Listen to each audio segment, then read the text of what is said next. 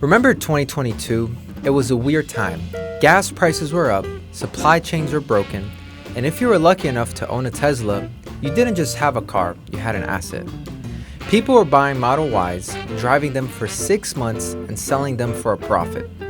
It was the infinite money glitch of the automotive world. Fast forward to today, and the party isn't just over.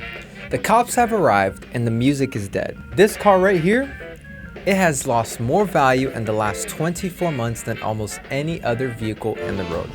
We are seeing modern, long-range electric vehicles selling for less than a used Toyota Camry. From rental giant fire sales to a CEO obsessed with price wars, a perfect storm has battered the value of the world's most popular EV. But if you've been waiting on the sideline, this carnage might actually be good news. To understand why used Teslas are so cheap right now, we have to go back to the moment they became mainstream. In 2021, Hertz, fresh out of bankruptcy, decided to bet the house on EVs.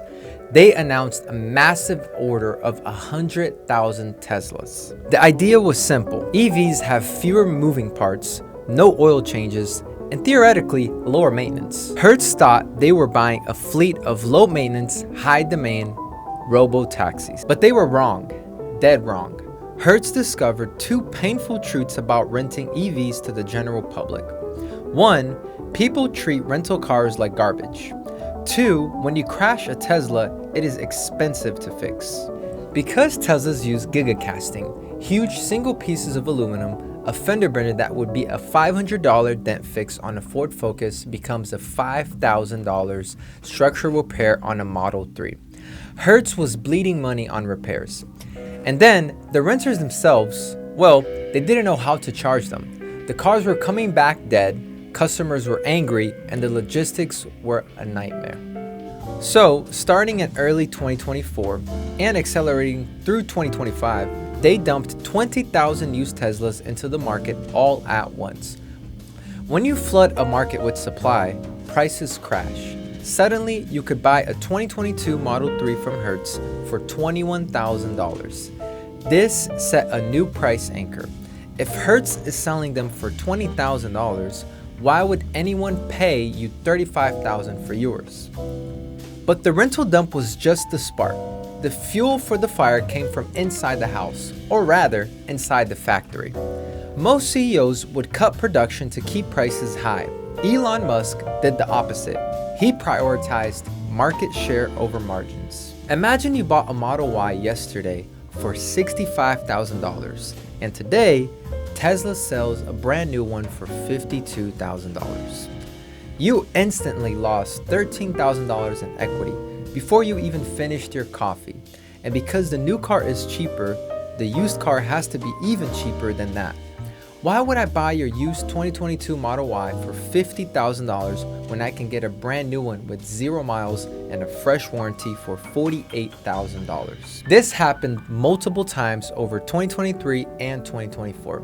Every time Tesla cut the price of a new car, they effectively evaporated billions of dollars of resale value from their existing customers. It was great for new buyers, but a bloodbath for anyone trying to sell. Now, we have to talk about the government, because there is a very specific invisible wall that is pushing used Tesla prices down. It's called the Section 25E tax credit. The US government offered a $4,000 tax credit on used EVs, but there was a catch, a big one. The car must be sold for under $25,000. This created a massive psychological and financial barrier. If a dealer tries to sell a used Model 3 for $26,000, nobody buys it. Why? Because if they lower the price to $24,999, the buyer gets another $4,000 off from the government, bringing the real cost down to $21,000. A $26,000 car costs the buyer $26,000. A $24,999 car costs the buyer $21,000. That is a $5,000 difference over a $1 price drop. This forces sellers to shove prices down below that $25,000 limit to move inventory. It acts like a gravity well, pulling everything towards $20,000. Cars used to be mechanical. A 10-year-old Toyota Corolla is basically the same as a 5-year-old Corolla. It drives, it stops, it has a radio. But Teslas are tech products. They are iPhones on wheels. And what happens to an iPhone after 4 years? It feels slow. The battery isn't what it used to be, and you don't get the new features. Tesla recently released the Highland update for the Model 3 and the Juniper update for the Model Y.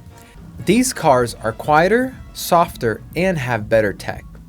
There is a genuine fear among buyers that old Teslas, specifically those with hardware 3 cameras, won't be able to run the latest full self-driving software. If the main selling point of the car is the software and the hardware can no longer run it, the value plummets. It's like trying to sell a used PS4 when the PS5 is out.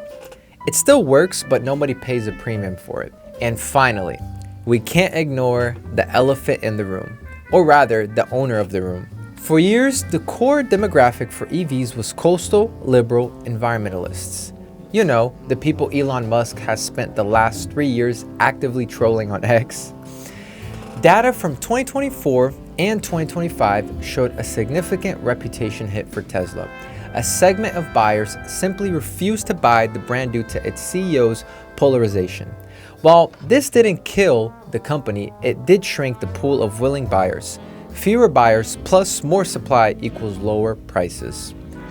So we have a market flooded by Hertz, undercut by new price cuts, suppressed by tax cliffs, and scared off tech obsolescence. But here is the twist. If you don't care about Elon's tweets and you don't need the absolute latest self-driving hardware, this is the deal of the century. You can currently get a 3-year-old Model 3 long range, a car that does 0 to 60 in 4 seconds and gets 300 miles of range for about $23,000. The Tesla asset bubble has popped. The Tesla car value, however, is just getting started. It's no longer an investment, it's just a really cheap, fast used car. And for buyers, that's exactly what we wanted all along. Hey guys, thank you so much for watching. If you learned anything new and you liked the video, hit that like button and subscribe, and we'll see you next time.